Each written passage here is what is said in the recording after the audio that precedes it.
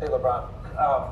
Last time you were in the playoffs, you made a couple game winners, and it seemed to be something that is become such a big part of your kind of skill set and persona on the court these days. So, what's it like to see a teammate that clearly you have great chemistry with, that you wanted to have be in LA with you, be the guy to make that shot and win the game for you guys? Did you see my reaction? That's all smile. Nah, did you see my reaction after you made it? I didn't get to see it. You didn't get to see it? I watched on TV. Oh, well, I tried to chase him down just like every last one of the teammates and staff that we had out there. A special moment for a special player. Happy to be a part of it. What does it take to take on the pressure to make to first of all want a shot like that, to take it, to make it, and what do you think the fact that he was able to have that kind of moment would do for his confidence going forward in situations like this? Well, it's not about making a shot. It's about having a belief of just taking it for one and living with the result. I think right back, to our game right before COVID hit. We played Brooklyn at home, and he had a similar shot right there on that left wing, right in front of their bench for us to win the game, and he missed it. And he was down on himself, but at the end of the day, I told him, I said, listen, man, if you open, and I was able to drive that particular game and find him wide open, and he just missed it. But it's just the confidence to take the shot. You're not going to make them all, but the belief to just take it and live with the results is what it's all about. And tonight was his moment. Tonight was his moment to just, find a space, hunt the ball down. In our top 10 in assists, one of our top 10 in assists leaders in Rondo was able to find him, and he knocked it down. It was a big time play. Allie?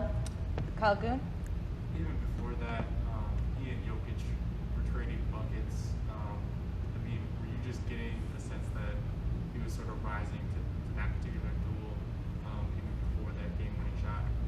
No, it's not about an individual matchup. It's about us trying to execute and him just coming through for us. And, that's what he did. It wasn't, okay, Joker, your turn, my turn. Well, no, it was just about playing the game and finding ways to try to make an impact. And, obviously those two big shots he had at the end, one was the floater to take the lead, and Joker was able to get the tip in, and then he comes back with the three. Just big-time plays, like I said, for a big-time player. Okay. Rachel? LeBron, AD is the kind of player who had a skill set to do this for a long time, but that he is now with a team that is at a championship level, competing for a championship, competing for conference finals. What do you think that's like for him to finally get to be in the big moments that match the skills that he has? I don't know. It's definitely an AD question, but just happy to have him. I know what he brought to the table. I know what he's about. I know his skill set, and that's why I wanted him here so badly. Chris? Well, you guys didn't have a timeout on the last play right there. How were you able to talk about a scenario in which something like that could happen before? No, that's what this floor right here that we're on right now is all about. It's the practices, it's the shoot-arounds, and we talk about every single scenario possible. Up 3, down 3, up 2, down 2. Do we have a foul to give? Do we not? Do we have a timeout? Do we not? Are we going full court, half court, BOB, which is baseline out of bounds, SOB, sideline out of bounds? You talk about all those things. And if you want to be a championship ball club, you have to be able to do that on the fly. So knowing that we didn't have a timeout, we were able to get into a situation, into a set that we've worked on in practice and get right to it. And the first option was for me if Doe saw me over the top. If not, then AD flashes, and the rest is history. Dan? LeBron, you said it's not making the shot, it's taking it. Caruso stepped into a shot similarly, took it right away. He's been really vocal in huddles and stuff like that. Where does he kind of fit on your leadership hierarchy on this team? How valuable is that part of his confidence to speak up and step in and take a shot? When you're trying to play high-level basketball, you got to have high-level IQ players, and he's one of them. And not only does he have high-level IQ, he also plays with high energy. And we know we're going to get out of him every night. It's not about him making shots, but we know he's going to defend, and he's going to play at a level that he's capable of playing at. And we all know that once he checks into the game every single night. So we know what to expect out of him. And to be honest, when he makes shots, it's extra credit for us. But he puts that work in on his offensive skill set to get better and better. And we love everything about him. Willing leader, too, it seems like. Absolutely, absolutely. All right, we'll throw it back to Tanisha. Mike Trudell? Hey, LeBron, Mike Trudell in LA. If I could jump off the court for a second, if I read the sweatshirt correctly, it said change isn't made from watching on the sidelines. You're more than a vote sweatshirt that you wore on the way in. I just wanted to ask you about that and where your mindset is as this run continues, and where your mind is outside of the court. For sure. I mean, I know we're here playing the game, but I'm not losing the fact of what's important as well.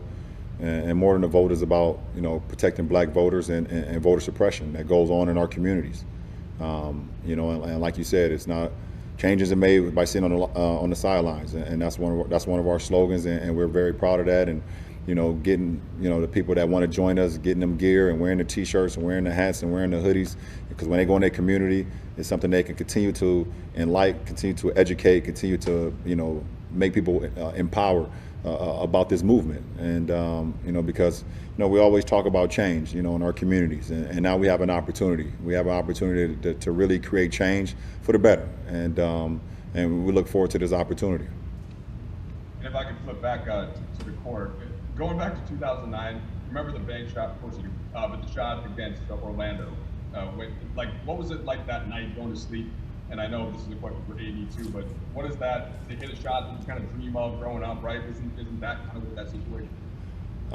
I mean, to be completely honest, man, it was probably one of the greatest moments of my career up until that point. Just knowing the situation, we were about to go down 0-2, and we had home court advantage, and we knew how powerful that Orlando team was. Playing against actually my teammate right now in Dwight. So, for me to be able to hit that shot, it was a huge moment for me. And I'm still a young kid at the time, so big time. The one thing I wish AD had tonight with the shot that he made, I wish we were playing at Staples. We miss our fans so much, and I can only imagine, I probably would have blew the roof off Staples Center, AD hitting that shot tonight in Staples with our crowd. I would have loved for him to have that moment, because I know what that felt like for me when I was able to hit that shot, as you mentioned, versus Orlando in the Eastern Conference Finals, Game 2 at the buzzer. Last two questions. Yeah, LeBron, AD has talked about just how much he's leaned on you throughout the playoffs. And obviously he's played outstanding in the Western Conference Finals. I'm curious, what's the biggest thing that you've tried to instill in him during this time? I think just staying even keel. That's what it's all about.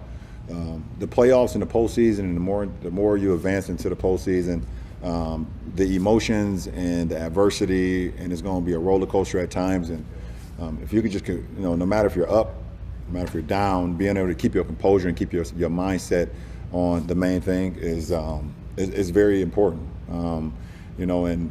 This is the furthest he's gotten in his career up until this point, and I'm just happy to be here with him to, give any advice for him to lean on me, or, to be completely honest, second half, I leaned on him, and he brought us home, so I just try to set the example early on, and we leaned on him, especially in the fourth quarter, and he brought us home. LeBron, Anthony came to LA asking for this pressure and asking for this kind of burden to be a great player in the playoffs. This is obviously a process that you've gone through. What is the challenge for an athlete, both to ask for that, to seek that out, but then also to perform when that moment comes? I don't know. I think for me personally, it's always been about the man in the arena. The quote from Theodore Roosevelt. It's about the guy that's in the arena, that's gone through everything, the blood, the sweat, the tears, and in our situation, the competition, but it's about the work that you put in and the belief in yourself. It's not about the doubters or the naysayers or the people who's going to talk about you and try to slander you and put you down and bring you down every single day. It's not about them, because they've never been in the arena. They don't understand. So, you know, AD, he know how special he is. And when he don't, I'll be the first one to tell him how special he is. And, you know, he wanted to be here. I'm happy he wanted to be here, you know, because if he didn't, we wouldn't have a moment like tonight. So that's what it's all about. But, you know, you put that pressure on yourself when you don't really care about what other people think. Because what other people think, it doesn't really matter because they don't understand. Anybody can talk from outside, but if they got into the ring or they got into the arena, probably